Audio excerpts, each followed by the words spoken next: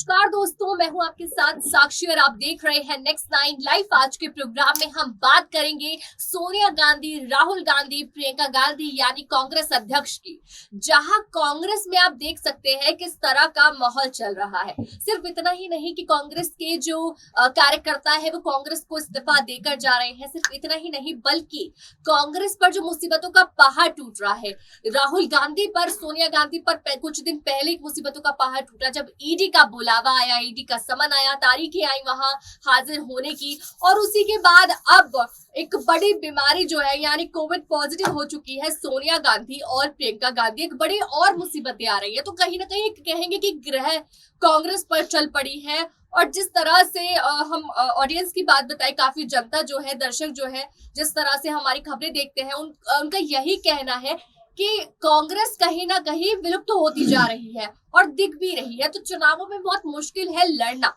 लेकिन इसी बीच जिस तरह से ईडी को लेकर आज हम बात करेंगे, ईडी का बुलावा आया, उसी समय सोनिया गांधी फिर प्रियंका गांधी को लेकर, उनकी बीमारी को लेकर ये खबर आई, तो कहीं इसके पीछे एक बड़ी साजिश तो नहीं? इसको लेकर आज हम सवाल उठाने वाले हैं कि आखिर क्यों उसी समय ईडी के समन के समय उनकी तबीयत खराब हो जाती है, अचानक उन्हें आइसोलेट करना होता है खुद को, जब एक ऐसी जांच पड़ताल चल रही हो। तो इन्हीं मुद्दों पर आज हम चर्चा करेंगे, खुलासे करेंगे, कई ऐसी चीजें हैं जिन्हें हम जानने की कोशिश करेंगे और अपने दर्शकों को बताएंगे। उसके लिए मौजूद है मेरे साथ मेरी सहयोगी प्रज्ञा। आपका बहुत बहुत स्वागत है हमारे प्रोग्राम में। प्रज्ञा, सबसे पहला सवाल मेरा आपसे यही रहेगा, ईडी की मैं बात कर रही हूँ। जिस तरह से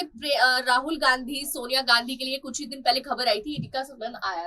क्या है इसके पीछे? क्या ऐसी वजह रही, क्या ऐसी चीजें चल रही है जिसकी वजह से राहुल गांधी और सोनिया गांधी फंस चुके हैं? जी देखिए साक्षी, आपको मैं शुरुआत से बताना चाहूंगी। तो ये जो ईडी का जो समन आया है कांग्रेस पार्टी के आला कमान यानी कि राहुल गांधी और सोनिया गांधी के खिलाफ, तो ये जो समन आया है वो ईडी ने इन्हें हेराल्ड केस मामले में भेजा है। ये काफी पुराना मामला है, इससे पहले भी सीबीआई को जांच सौंपी गई थी, लेकिन उस वक्त कुछ हुआ नहीं। हालांकि फिर उसके बाद जांच चलती रही, काफी अदालतों में उनकी पेशी भी हुई और जो बातचीत हुई, और इसके बाद क्या हुआ कि 2013 में उन्हें जमानत मिल गई थी, जमानत पर दोनों थे, और उसके बाद कोई फैसला या फिर कोई भी इसमें फैसला नहीं आ पाया। लेकिन अब अचानक से ईडी का अचानक से समन आ जाता है, जिसमें कहीं ना कहीं कांग्रेस के जो नेता हैं, चाहे रणदीप सुरजेवाला हो या फिर प्रियंका गांधी ही हो या फिर और भी जो उनके अन्य नेता हैं, वो इस बात को, ये जो ईडी का समन आया है, इसे एक साजिश बता रहे हैं भारतीय जनता पार्टी की। देखिए रणदीप सुरजेवाला ने भी कहा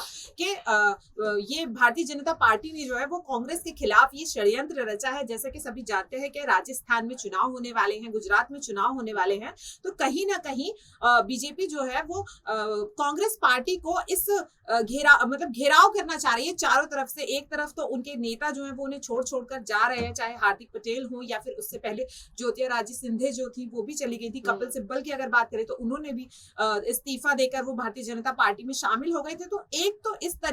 तरफ से कांग्रेस जो है वो कमजोर हो रही है, और फिर अचानक से अब ईडी का समन आ गया है। तो ईडी का समन आ गया है जिसमें तारीख जो दी गई थी, 2 जून को राहुल गांधी को पेश होना था और 8 जून को सोनिया गांधी को पेश होना था। ये समन उन्हें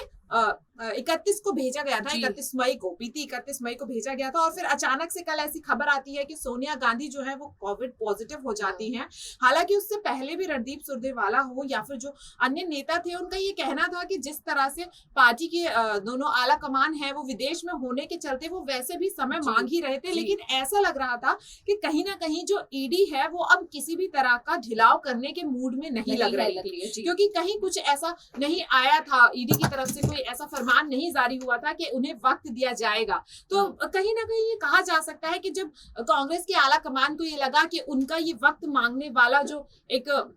कह सकते हैं, उन्होंने जो एक सोचा कि इस तरीके से हम वक्त मांगेंगे शायद हमें वक्त मिल जाएगा, लेकिन वो नहीं मिल पाया। तो अब अचानक से सोनिया गांधी की बीमार होने की खबर सामने आ जाती है। देखिए, किसी के बीमार होने पर हमारा कोई सवाल नहीं है, लेकिन कहीं ना कहीं जैसे ही ईडी के सामने पेश होने की तारीख आती है और उससे एक दिन पहले ही सोनिया गांधी पॉजिटिव हो जाती है, और फिर इसके बाद आज जैसे आपने बताया कि प्रियंका गांधी भी अब कोविड पॉजिटिव हो गई है, तो देखिए कहीं ना कहीं अफवाहें जो उड़कर आ रही है, तो उसमें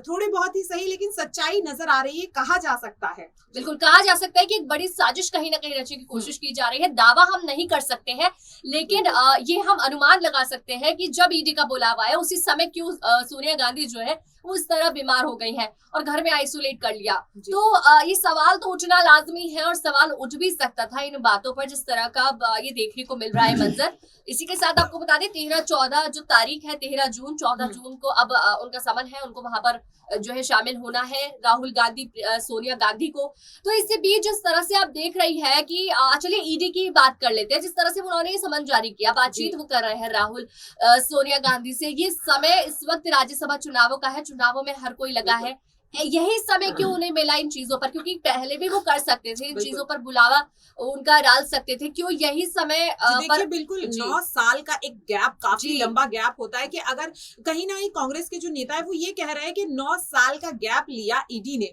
अगर वाकई में इस पर छानबीन की जा रही थी या फिर कोई सबूत ऐसा मिला था, चार्जशीट के जो बात जेपी नड्डा ने अपनी प्रेस कॉन्फ्रेंस में कही कि सबूत है, चार्जशीट अगर दायर की गई है तो वहां पर राहुल गांधी और सोनिया गांधी को पेश होना ही होगा, इस तरह की बात जेपी नड्डा ने प्रेस कॉन्फ्रेंस करते हुए कही थी। तो इसमें ये सोचने वाली बात है कि इतना वक्त आखिर ईडी को क्यों लग गया। देखिए रणदीप सुरजेवाला ने भी अपनी प्रेस कॉन्फ्रेंस में उन्होंने कांग्रेस पार्टी का बचाव करते हुए कहा था कि अब का जो समय है, तो चाहे वो पुलिस प्रशासन हो या फिर ईडी हो, कहीं ना कहीं भारतीय जनता पार्टी के इशारों पर चलती है। ऐसा उन्होंने इतनी बड़ी बात तक रणदीप सुरजेवाला ने कह दी थी कि अब जो है ईडी है या फिर जो भी इस वक्त प्रशासनिक अधिकारी है, वो कहीं ना कहीं अब भारतीय जनता पार्टी के खेमे में आ गए हैं। यूं कह लीजिए कि मतलब कि भारतीय जनता पार्टी ही चला रही है, इस तरीके के, हाँ बिल्कुल, इस तरीके का उन्होंने पूरा आरोप लगाया खुले तौर पर। और देखिए कहीं ना कहीं ऐसा लगता है कि वो कहीं ना कहीं कांग्रेस को बचाने की कोशिश कर रहे हैं,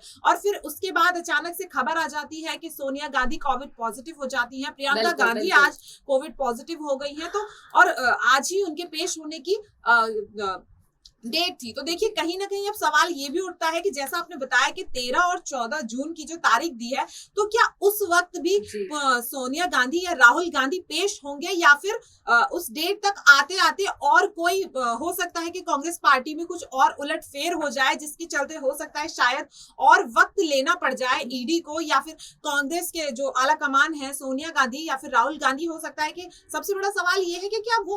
उन तारीखों में जो अब तारीख दी गई है, क्या उनमें वो पेश होंगे या नहीं। देखिए यही सबसे बड़ा सवाल जी, यही बड़ा सवाल है, और यही अब इसी चीज का इंतजार रहेगा। जिस तरह आप देख ही रहे हैं कि पूरी तरीके से आरोप जो है वो बीजेपी पर लग रहे हैं कि ईडी जो कुछ भी कर रही है। और आपको मैं बता दूं, सचिन पायलट ने भी यही बात बोली थी कि ये केंद्र सरकार की वजह से हो रहा है, जो हमारी सरकार पर इतने निशाने साध रहे हैं। जब उन्होंने अशोक गहलोत पर निशाना साधा, सरकार को उन्होंने बहुत बातें कही है कि हमारे नेताओं के साथ, हमारे अध्यक्ष के साथ जो कुछ चीजें हो रही है केंद्र सरकार की वजह से हो रही है, वो इस तरह का व्यवहार हमारे साथ कर रहा है। हालांकि जिस तरह से हमने जानने की कोशिश की आखिर साजिश है या क्या उनका सच में वो इतनी बीमार है, ये चीजों में जानने की हमने कोशिश की, हल निकालने की कोशिश की आखिर है क्या। पर हमें समझ आया कि आखिर चल क्या रहा है, आखिर क्यों ईडी का यही समय रहा, आखिर क्यों उनके बुलावे के समय सोनिया गांधी जो है वो बीमार पड़ जाती है। लेकिन उसके बाद जिस तरह नई डेट दी गई है, देखते हैं अब कोई नया बहाना बनता है या फिर वो वहां पर